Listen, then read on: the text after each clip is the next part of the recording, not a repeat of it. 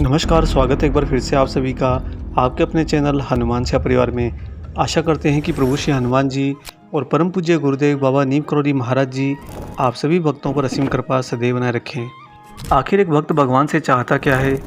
उनकी कृपा दृष्टि। भक्त हमेशा भगवान की सेवा इसलिए करता है कि उनके गुरु, उनके ईश्वर उस पर सदैव कृपा करते रहें और वह कृपा से कृतार्थ होता रहे। जीवन के अंदर उतार चढ़ाव तो हर एक के आते हैं, लेकिन उतरते और चढ़ते समय आत्मा को झटका न लगे, इसी के लिए भक्त अपने गुरु, अपने ईश्वर के श्री चरणों में रहता है। दोस्तों, फिर भी आज के इस युग में चाहे वो भक्त हो या भक्त ना हो, मनुष्य का जो जीवन है वो किसी न किसी अनजान व्याकुलता से हर समय घिरा रहता है। आप काम करें तो उसमें तकलीफ़, कुछ विचार करें तो उसमें तकलीफ़, किसी का भला करें तो उसमें भी तकलीफ़। हर तरफ एक मनुष्य को सब कुछ प्रतिकूल होता सा प्रतीत होता है। ऐसे में वह मनुष्य एक तरफ तो भक्ति कर रहा होता है और दूसरी तरफ इस धरती पर आने के बाद में जो उसे जिम्मेदारियां दी गई हैं, जो कर्म उसे दिए गए हैं, उन्हें भी अपनी आत्मा का कर्तव्य मानकर निर्वाह करने में लगा रहता है। इसी दैनिक जीवन की इस भौतिक जगत से मिलने वाली व्याकुलता का समाधान और पथ पथ पर होने वाले उतार चढ़ाव में और ज़्यादा सुगमता होने के लिए किस उपाय का खास तरह से एक भक्त को निर्वाह करना चाहिए, आज हम आपके लिए महाराज जी के ही परिप्रेक्ष्य में वह खास उपाय लेकर आए हैं। अगर आप इसे अपने जीवन के अंदर प्रतिदिन अपनाएंगे तो दोस्तों, जिस तरह से आप अपनी भक्ति में इस उपाय को करने में नियमित हो जाएंगे, ठीक बिल्कुल उसी तरह महाराज जी की, हनुमान जी की कृपा आपके ऊपर अपना प्रवाह बढ़ा देगी। लेकिन इस उपाय को जानने से पहले हम आपको महाराज जी की एक सत्य घटना सुनाते हैं, क्योंकि ये जो उपाय है वो महाराज जी की उसी घटना का सार बनकर निकल कर आता है। आइए ले चलते आपको सीधा बाबा की इस अलौकिक घटना पर। दोस्तों, फिरोजाबाद के सर्राफ श्री राधेश्याम के दामाद के बड़े भाई बांदा में शहर कोतवाल थे और कोतवाली करते दौरान न जाने किसने उन्हें कुछ ऐसा खिला दिया था जिससे उनका दिमागी संतुलन खराब हो गया। बाद में सब जगह पर उनका उपचार किया, लेकिन सारे उपचार विफल साबित हुए। तो उन्हें फिरोजाबाद के ही एक प्रख्यात वैद्य को दिखाया गया। वैद्य जी ने 3 महीने की दवा दी और कहा कि यदि इस दवा से वे ठीक नहीं होंगे तब उन्हें अंत में पागल खाने में ही भर्ती करना पड़ेगा, क्योंकि इस दवा के परे इस दुनिया में कोई और इलाज है ही नहीं। तत्पश्चात 3 महीने के लिए जो वैद्य जी ने दवा दी थी उसका इलाज चलने लगा और इसी दौरान, इन्हीं 3 महीनों के दौरान एक दिन महाराज जी श्री राधेश्याम जी के घर पर आ गए। आपको बता दें कि राधेश्याम जी महाराज जी को बहुत ज़्यादा मानते थे और बाबा से बहुत प्रेम करते थे। जब परम पूज्य महाराज जी राधेश्याम जी के घर पर आए तो राधेश्याम जी ने अपने उन समधी का परिचय बाबा से कराया और समधी जी का परिचय कराने के बाद में राधेश्याम जी ने महाराज जी से हाथ जोड़कर उनके लड़के की दिमागी हालत ठीक करने के लिए प्रार्थना करी। राधेश्याम जी ने कहा कि बाबा, आप तो सब जानते हैं और ऐसा कुछ भी नहीं जो आप कर भी नहीं सकते, बस मेरी प्रार्थना है, इसे अपने श्री चरणों में स्वीकार कर लीजिए। यह कहकर राधेश्याम जी ने अपने संबंधी के पुत्र के दिमागी हालत ख़राब होने का पूरा मसला बाबा को सुनाया। बाबा ने कहा कि उनके लड़के को भी तुरंत बुला लाओ।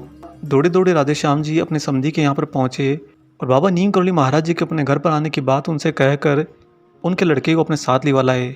जब वह लड़का जो कोतवाली करता था और दिमागी हालत से ख़राब था, वो महाराज जी के समक्ष पहुँचा तो बाबा ने उस लड़के के सिर पर हाथ रखकर उसके चेहरे पर अपनी एक दृष्टि डाली और महाराज जी चुप्पी लगा गए।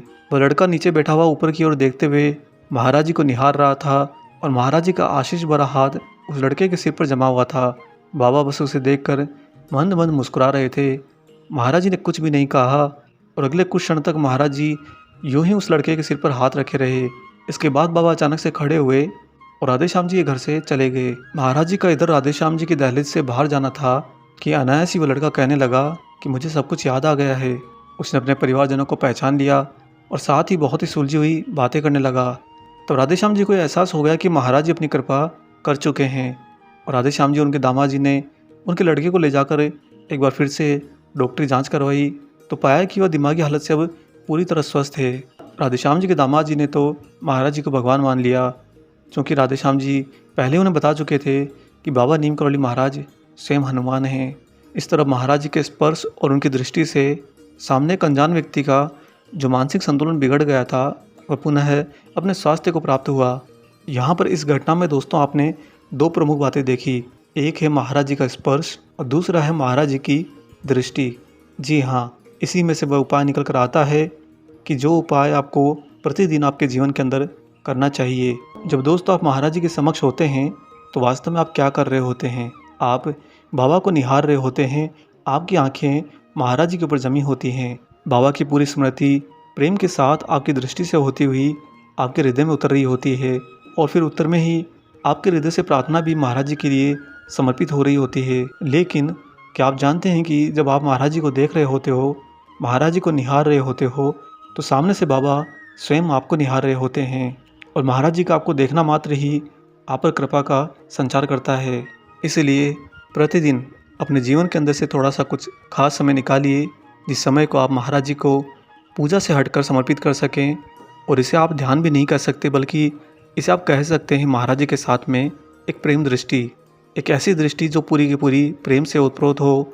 आपको करना यह है कि प्रतिदिन थोड़ा समय निकालकर बिल्कुल शांत मन के साथ में और बिल्कुल ही प्रसन्न मुद्रा के अंदर और बिल्कुल ही प्रसन्न आत्मा के साथ थोड़ी देर के लिए महाराज जी के समक्ष इस तरह से बैठिए कि बाबा को निहारते रहें आप। लेकिन आप पाएंगे कि महाराज जी खुद आपको निहार रहे हैं। अगर आप महाराज जी के सामने बैठकर थोड़ा सा समय रोज़ बिताएंगे जिसमें कोई बात ना हो, जिसके अंदर कोई वार्तालाप ना हो, कोई शिकायत ना हो, कोई प्रार्थना ना हो, बस महाराज जी को आप देखते रहिए, क्योंकि ठीक उसी समय महाराज जी आपको भी निहारते रहते हैं। आप तो मानवीय दृष्टि से महाराज जी को देखते हैं, लेकिन महाराज जी की जो दृष्टि है वह स्वयं में अलौकिक है। बाबा का आपको देखना, आप पर कृपा का संचार करना एक ही होता है। यदि प्रतिदिन आप अपने जीवन में थोड़ा सा समय निकालकर, ज़्यादा नहीं तो 10-15 मिनट ही सही, हो सके तो आधा घंटा बहुत उत्तम होगा। जिनके पास में समय हो और जो अपने समय को संतुलित करना जानते हैं, इस समय के अंदर आप महाराज जी के समक्ष बैठकर महाराज जी की कृपा दृष्टि प्राप्त करने के लिए उनको समर्पित होइए। आपको करना कुछ भी नहीं है, बस सिर्फ महाराज जी के सामने बैठे रहिए। आप चुपचाप बैठे रहिए, महाराज जी स्वयं आपको देखने में पूर्ण समर्थ हैं। जब आप इस बात का अनुसरण करना शुरू करेंगे दोस्तों, तो मात्र 1 सप्ताह के अंदर, सिर्फ 7 दिन के बाद में आपको महाराज जी के समक्ष जाने पर एक बहुत ही अलौकिक अनुभव अपने आप होगा, और वह होगा ऊर्जा का आपके ऊपर प्रवाह होना। आपको महाराज जी के समक्ष बैठते ही कुछ ऐसा खास एहसास होने लगेगा कि आपके पूरे शरीर के ऊपर जैसे कोई रोशनी डाली जा रही है, जैसे कोई द्रव्य आपके ऊपर आपको नहला रहा है। वह कुछ और नहीं बल्कि महाराज की उस दिव्य दृष्टि में से निकलने वाली आप पर कृपा दृष्टि है। जितनी भी देर आप महाराज जी को निहारेंगे, ये पूर्ण विश्वास लेकर चलिए कि उस समय महाराज जी आपको ही देख रहे होते हैं। बाबा के पूरे ध्यान में आप होते हो। आपका ध्यान तो चूँकि आप यहाँ पर इंद्रियों के वश में होते हो, इसलिए बीच में कुछ क्षण के लिए यहाँ वहाँ दाएं बाएं हो सकता है, लेकिन महाराज जी इंद्रियों से परे हैं, बाबा मन से परे हैं। महाराज जी की दृष्टि आपसे एक क्षण तो छोड़िए, आधा क्षण भी नहीं भटकती। महाराज जी जब आपको देख रहे होते हैं तो सिर्फ और सिर्फ अपनी कृपा आपके ऊपर उड़ेल रहे होते हैं। प्रतिदिन अपना दिन शुरू करने से पहले महाराज जी के साथ में इस संवाद को जरूर कीजिए।